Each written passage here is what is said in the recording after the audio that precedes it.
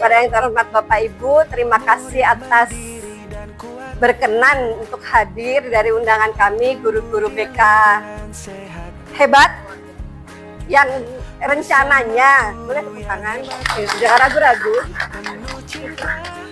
yang insya Allah hari ini kami akan memberikan sedikit ilmu yang sudah kami dapatkan duluan. Kemudian sekarang akan kami sampaikan juga ke Bapak Ibu untuk mengetahui ilmu apa yang telah kami dapatkan di pelatihan 7 jurus BK hebat sebagai calon fasilitator daerah.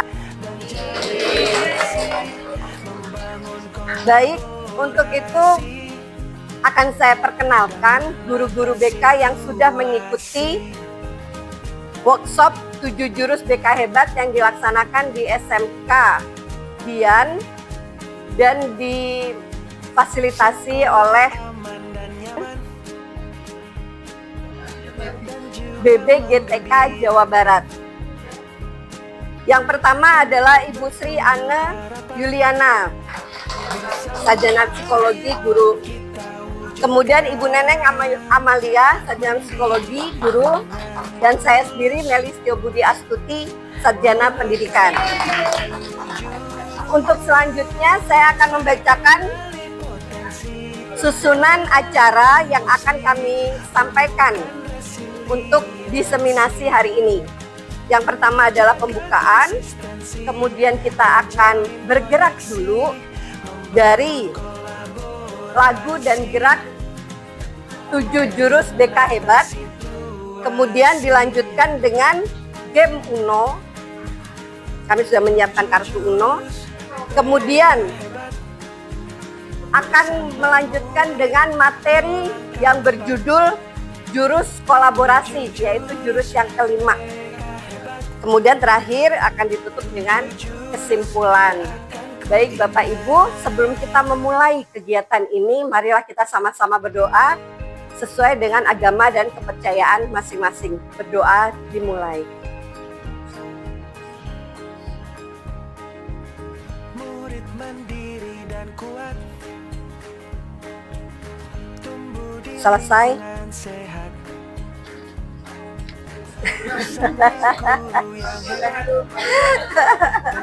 Baik, sebelum memulai, saya akan memperkenalkan dulu apa itu 7 jurus BK hebat. Yang pertama adalah kenali potensi. Pertama, mengenali potensi siswa. Yang kedua, kelola emosi. Kemudian yang ketiga, tumbuhkan resiliensi. Resiliensi itu setelah terjatuh bisa punya keinginan untuk bangkit. Keempat, jaga konsistensi. Kelima, jalin koneksi. Keenam, bangun kolaborasi. Dan yang ketujuh, menata situasi. Baik, mohon kepada Bapak Ibu guru untuk berdiri yang tadi saya minta. Kita akan bergerak sedikit, kita melakukan senam 7 jurus BK hebat. 7 jurus BK hebat. 7-nya begini ya Bapak Ibu, ke bawah. Oke. Ini ada teksnya enggak? Sambil bernyanyi.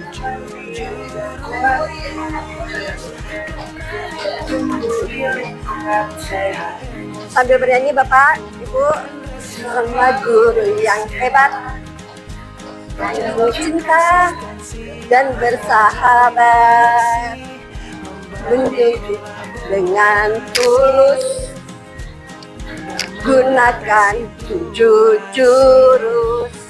Untuk selanjutnya 7 jurus BK hebat. Jadi ini untuk mengetahui bagaimana kita mendidik dan membimbing anak-anak kita. BK itu yang tadi 7 jurus memang bukan hanya untuk di BK saja, tapi untuk semua guru, karena kita semua adalah mendidik dan mengajar serta membimbing mereka. Untuk selanjutnya dipersilakan kepada Ibu Ana dan Ibu Neneng memimpin jurus yang sudah ada di 7 jurus BK hebat. Terima kasih. Terima kasih kepada Bapak Ibu guru hebat yang hari ini telah hadir bersama kami dalam kegiatan diseminasi. Bapak dan Ibu, sebelumnya mohon maaf kami mengganggu waktu pembelajarannya. Ya, harapan kami bisa memberikan atau berbagi ilmu hasil pelatihan kami kurang lebih kemarin selama 1 bulan, Bapak Ibu. Gitu. Jadi kami in dan on, gitu ya. Dan ini adalah tugas kami untuk melakukan praktik baik di sekolah dengan harapan 7 jurus ini bisa diaplikasikan kepada murid-murid kita ataupun kepada diri kita sendiri sebagai pendidik ya Bapak Ibu. Nah,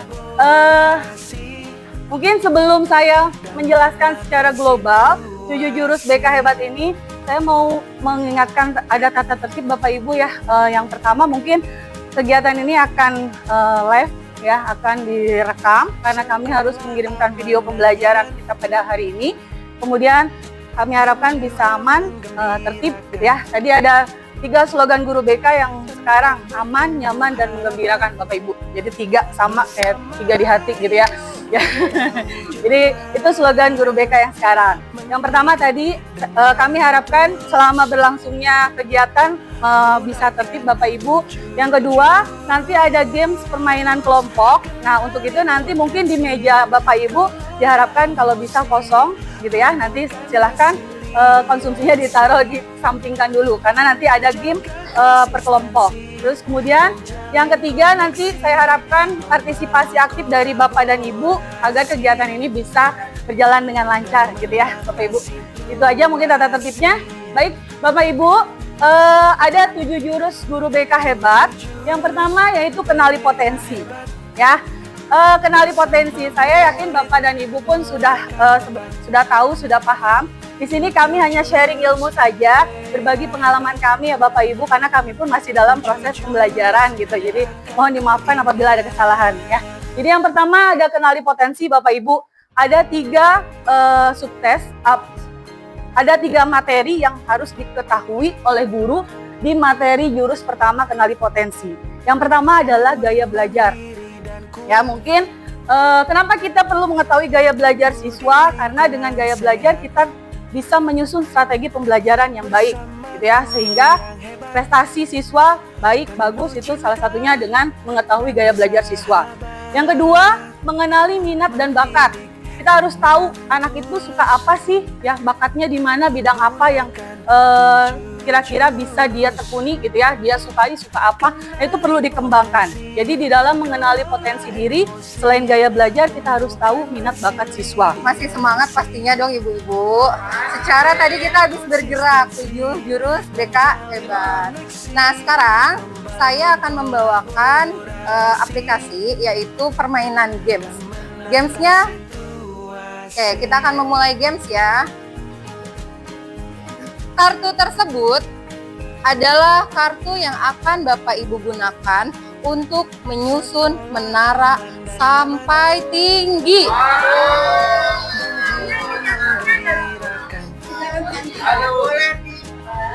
Bagaimana caranya? Kami akan memberikan alat bantu berupa selotip yang akan dibagikan.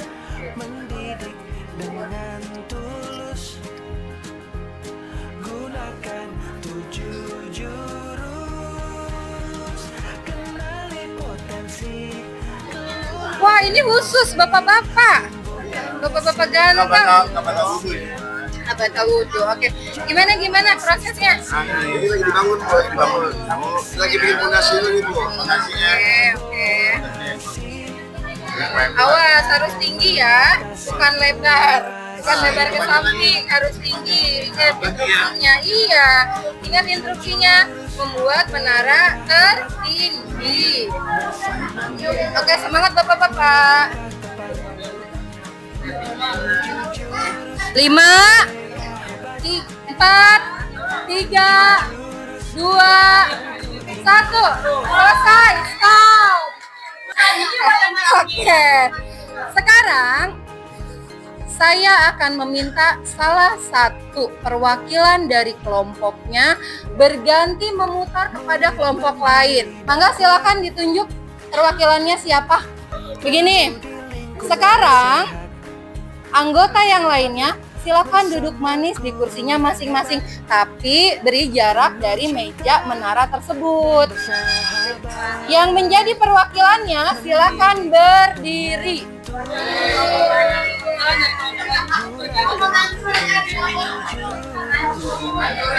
Silakan ambil jarak 1 meter dari menara tersebut. Silakan perwakilan dari kelompoknya, bagaimana caranya untuk merobohkan menara tersebut dengan cara ditiup sampai roboh.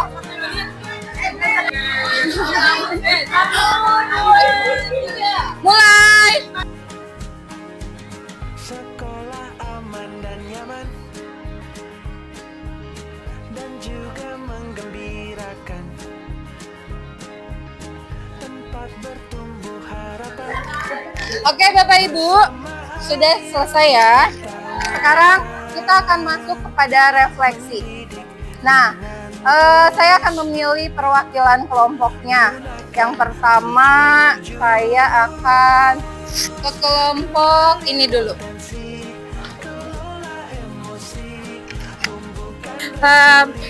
Sharing pengalaman kelompok kami, kelompok berapa ini? 1 apa 2? Kelompok 3, ngasih nama sendiri. Jadi kelompok 3 itu kami berpikir kartunya ada, lemnya terbatas, dan supaya kokoh gimana caranya. Jadi kami udah langsung masing-masing inisiatif. Ada yang mau bikin lantai 1, ada yang mau bikin lantai 2, ada yang mau bikin lantai 3, tapi di lem pakai seolah-olah double tip. Jadi dibalik gitu, kiri kanan nempel gitu. Jadi level 1 beres, level 2 naik, level 2 beres, level 3 naik, begitu seterusnya. Secara umum sih insya Allah sih solid semua, jadi paham. 2 double, jadi kita tilap gitu. Terima kasih Bapak Ibu. Sekarang saya akan melanjutkan ke Murid mandiri dan kuat, tumbuh di lingkungan sehat. Oke, di sini ada keterampilan yang akan dikuasai.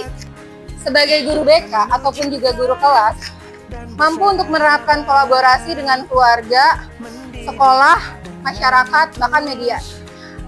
Kita perlu bekerja sama, tidak hanya guru BK aja, tapi wali kelas juga, guru-guru mapel juga, guru-guru produktif juga, guru wali, apalagi ya tahun ini kita ada tambahan menjadi guru wali. Kemudian penting juga dengan orang tua, dengan keluarga, masyarakat. Bapak Ibu, kita lanjut sedikit lagi ya. Kita langsung masuk aja untuk mempersingkat waktu mengenai identifikasi dan level masalah. Nah, di dalam bangun kolaborasi ini ada 3 tier 1, tier 2, tier 3. Yang pertama, tier 1 itu masalah universal yang sering umum dialami anak-anak kita di sekolah. Misal datang sering terlambat, atau rambut gondrong, pakaian dikeluarkan tidak rapi, itu yang universal. Masalah-masalah mungkin yang umum bisa ditangani oleh guru mapel dulu atau wali kelas dulu gitu ya, tanpa harus melibatkan guru BK atau guru wali atau kepala sekolah dan stakeholder lainnya. Itu yang tier 1. Nah, identifikasi dan level masalah pada jenjang SMP dan SMK sering terjadi miskonsepsi peran. Kadang kita hanya melibatkan satu pihak saja ya, tapi kita ada saatnya kita harus melakukan kolaborasi dengan pihak lain. Mungkin sampai sini Bapak Ibu ada yang mau bertanya dulu tentang jurus ke-6 kolaborasi mungkin, atau mau menambahkan apa yang kita sampaikan, mangga untuk memperkuat materi tentang kolaborasi. Silakan Bapak Ibu. Ya, enggak, Ibu, Bu Abid, mungkin mangga Ibu ke depan Bu. Bagaimana caranya menyampaikan ke guru-guru supaya punya rasa tanggung jawab untuk tugas sebagai guru untuk proses ini, kan artinya psikologinya dia ke anak ya. Jadi kita guru itu kan tidak hanya mengajar saja, tapi bagaimana pendekatan kita ke murid tersebut. Nah, itu yang pertama. Yang kedua adalah bagaimana kita menghadapi ketika tadi kan dari guru BK itu memang kalau saya lihat beda dengan kesiswaan ya. Kalau kesiswaan kan cenderung lebih keras. Kalau guru BK kan cenderung lebih lembut. Kalau menegur anak, "Nak, jangan gitu," kita ajak dengan perasaan. Saya merasakan dari tahun 92 mengajar sampai sekarang, kalau dulu itu dengan lemah lembut begitu tuh anaknya langsung tanggap, langsung punya rasa, ada rasa malu. Nah, kalau untuk kondisi sekarang mungkin teman-teman kita semua juga merasakan ya, dengan lemah lembut ke anak, sepertinya mereka tidak mendengarkan gitu, bahkan kita itu tidak dianggap. Nah, ini harus bagaimana, Bu Ane? Mungkin ini kami perlu masukan ilmu mungkin dari guru BK kan secara psikologi lebih tahu lagi harus bagaimana menghadapi anak yang seperti ini. Nah, mungkin itu, Bu. Terima kasih. Jadi kalau kami treatmentnya di BK Bapak Ibu, kalau istilahnya ada informasi ya terkait permasalahan siswa, kita panggil dulu nih. Kadang hari pertama kita panggil dia nggak akan langsung mengakui Bapak Ibu, ya tidak akan mengakui kesalahan. Butuh waktu yang lama untuk mencari informasi sampai dia jujur, itu butuh waktu yang lama. Maka butuh kesabaran yang ekstra gitu ya. Makanya mungkin kadang guru BK kalau lagi kelihatannya nyantai Bapak Ibu, tapi kadang kita untuk menggali informasi aja susah, sangat sulit. Butuh strategi, gimana caranya anak itu nyaman dengan kita, gimana caranya anak itu bisa terbuka dengan kita. Karena di dalam asas BK pun ada asas keterbukaan, ada asas sukarela. Dia datang ke kita bukan paksaan dari orang lain, tapi atas keinginan dia sendiri. Nah, sebenarnya guru BK di sekolah itu seperti layaknya dokter di rumah sakit. Itu kita yang mengobati anak-anak, sebenarnya salah satunya guru BK di sekolah. Nah, jadi tadi untuk mencari informasi, menangani masalah anak itu tadi butuh waktu yang lama. Cari tahu dulu. Dia pasti kadang kalau anak-anak datang ke BK itu dia nangis. Nah, nangis. Ya silakan nangis, mau teriak, mau nangis, kita terima keadaan dia. Mau dia marah, mau nangis. Nah, kita terima dulu. Dengerin dulu cerita dia seperti apa. Setelah dia tenang, baru kita masuk ke pembicaraan. Itu mungkin Bapak Ibu yang bisa kami sampaikan tentang 7 jurus BK hebat. Mungkin saya minta 1 atau 2 orang setelah menerima materi tentang kolaborasi, kira-kira apa yang mau Bapak Ibu lakukan di sekolah ataupun terhadap peserta didik kita di sekolah tentang 7 jurus BK hebat ini, atau tentang kolaborasi mungkin. Ada 1 atau 2 orang Bapak Ibu, silahkan yang mau mengungkapkan pendapatnya. Apa yang mau Bapak Ibu lakukan setelah menerima materi dari kami tentang membangun kolaborasi? Ya, Bapak Ibu mungkin ada yang mau menyampaikan apa yang mau dilakukan setelah ini? Ayman? Terima kasih Ibu Ane. Assalamualaikum warahmatullahi wabarakatuh. Kalau dari saya sendiri sebagai wali kelas 10 TJKT 2, dan luar biasa ya fenomena kelas 10 sekarang ini, karena baru jadi wali kelas lagi dan menghadapi anak-anak yang mungkin banyak izinnya. Kemudian tadi yang seperti disampaikan oleh Ibu Ane, generasinya itu generasi Alpha dan Gen Z ini sebenarnya generasi yang terlihat bagus tapi lembek gitu intinya mah. Nah, kalau saya sih sebenarnya pengen ketika nanti di kelas, mungkin karena ada pelajaran BK juga dan saya sebagai wali kelas ingin bisa kolaborasi bareng. Apa yang mau Bapak? Mungkin nambahan saja ya tadi dari Pak Irwan, kolaborasi. Kalau saya dulu pernah sebagai tim UKS juga, itu membentuk peer counselor, teman sebaya. Jadi kalau ada apa-apa pun nggak harus ke guru BK dulu, ke wali kelas dulu, ke guru dulu, ke teman-temannya sendiri. Dan dulu ada pelatihan kita untuk peer counselor 3 hari, 1 hari di sekolah, 2 hari di dinas kesehatan. Jadi mungkin itu harus dihidupkan kembali kali ya peer counselornya. Jadi supaya anak-anak tidak tergantung kepada guru BK gitu ya. Terima kasih Bapak dan Ibu. Ya, jadi itu saja mungkin yang bisa kami sampaikan Bapak Ibu. Terima kasih. Mohon maaf apabila ada salah kata, kekurangan dari kami. Mudah-mudahan ilmu yang kami berikan bermanfaat untuk Bapak Ibu, untuk siswa-siswi kita nantinya. Dan kebetulan kita juga sudah mengimplementasikan 2 jurus ke siswa Bapak Ibu gitu ya. Nah, itu saja mungkin kita akhiri kegiatan kita pada pagi hari ini. Wabillahi taufik wal hidayah. Wassalamualaikum warahmatullahi wabarakatuh.